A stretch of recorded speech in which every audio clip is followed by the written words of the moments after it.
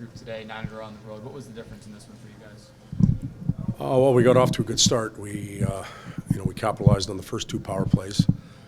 We knew they had a tendency to take some penalties and wanted to be prepared to do that. And that was, I think, powerful for our group to get rolling there. And then Q's goal, I think, was a real big thing for us as well, because it was a simple goal, nothing fancy about it. Started to check after that, maybe checked too much, didn't get as much push-up ice as we maybe needed, but we're learning as we go. And another good night from Telbs. A lot of work on the power play in yesterday's practice, entries and zone. Did you see some of those things show up in the game today? There was some, yeah. But you can never replicate the same thing as game intensity. Practice guys aren't in shooting lanes. We don't want them to be. You don't have any risk of the puck going the other way if something goes wrong. But the concepts and some of the principles that we addressed were, you could spot them in the game. Sometimes physicality can arise out of frustration. How was maybe physicality aiding you guys in the game that you played tonight? Well, it was, both teams have physical players and a lot of 50-50 pucks that were competable, I guess, if you want to use that word. And they engaged, we engaged, and it just happens. It's, hockey's a physical game. I feel like anytime there's some banging and crashing, it was like, holy, what happened? This is the way it was always played. Rivals, 2 teams that played really hard, 2 teams that believe, you're going to have that kind of night sometimes. Another physicality question. How much has Kempe's game improved since he added that? Well, it's been there, and you can be physical in a lot of different ways. We think of physicality as running over somebody in the corner, but there's battles at nets and face-offs and races to loose pucks and block shots. Physicality comes in so many different forms, and Adrian's always had that. He just consistently uses it now, and he's rewarded quite often offensively, or at least his line mates are, because of it. How'd you think of his ability to play D with 3 of your D in the box at that one point, just him dropping down a bit? Well, it goes to show that the players that have been here for a while understand what we're trying to do, because the pieces are interchangeable. Rarely does a forward have to fill in. But in Trevor Moore's or Juice's situation, they've been around long enough. They knew what they needed to do and what their responsibilities were.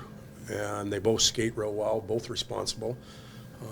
It makes sense that those 2 would be the ones to go back there. What are you seeing from Kevin Fiala now that maybe you didn't see 3 weeks ago or a month ago? Well, he's got a lot of energy in his game right now. When that happens, he's got the puck on his tape. He's making plays. He looks really confident.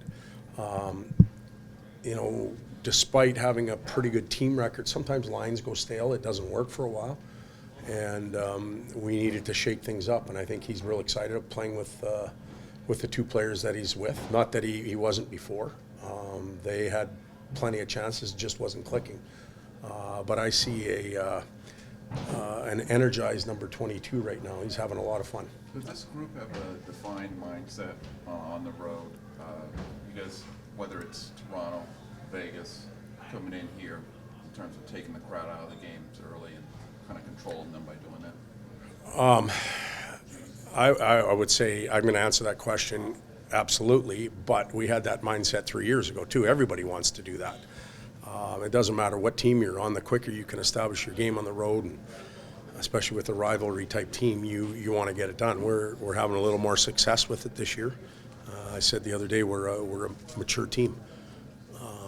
Not always in age, but mature, being around each other and playing with each other and understanding how we want to play. And we work hard to get the lead, and then we do our thing. How much does a rivalry contribute to a game like this, where you have both sets of fans going at it in the stands? Well, there was a lot of noise going right down to the last 30 seconds, I guess, of the game, and they always have a lot of fun. And that's what it's about. That's why we come and play, so they can enjoy the afternoon. Great. I looked up and I saw so many kids at the game today. I think these afternoon games are unreal, and we talk about promoting the game. That's who we have to promote to. So these afternoon games on the weekends are home runs in my mind. The family sitting there together, the kids are wearing jerseys, they're all cheering.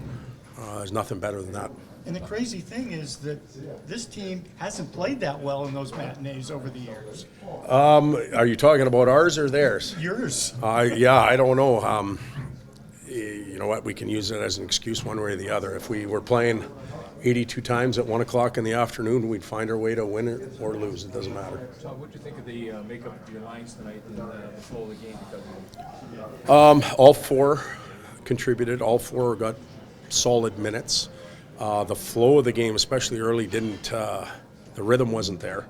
So some players that were shorted or overused had to adapt. But I thought by the end of the night, all four got involved and all four were consistent.